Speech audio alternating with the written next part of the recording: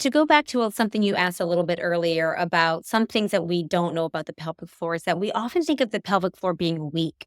And we've talked a lot about this in our conversation today, but your pelvic floor is a group of muscles, and those muscles can be weak and need strengthening, but they can also be too tense or tight Mm, and actually need relaxation.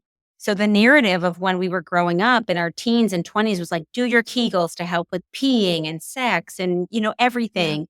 But that's actually not true. It's kind of like saying, oh, if you have back pain, just do a bunch of crunches. Okay. You have to get a little bit down to the root of what the issue is.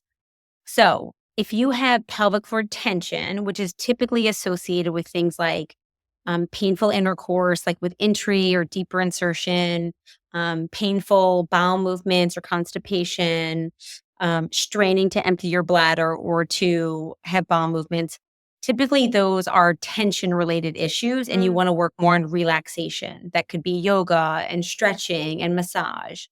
If it's a weakness issue, which is typically associated with pelvic organ prolapse or urinary leakage or fecal leakage or aging, those that is when you'd want to implement a Kegel contraction.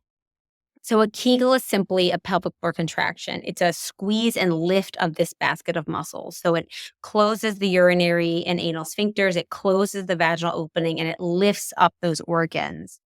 It's not a tightening of your tush. It's not a curling of your toes. I've had patients who are like squeezing their toes down. I'm like, that's not going to yeah. help your leakage. Yeah. But it's just a gentle contraction. And the way that I cue people to do that is to kind of sit up nice and tall. You want really good posture and think about sipping up a thick smoothie with your vagina, which Mm, is totally weird, but it totally works. So it gets you away from that tightening and thinking about a squeeze and lift. okay. So your urinary and anal sphincters, the front and back, are squeezing and lifting, sucking up a thick smoothie.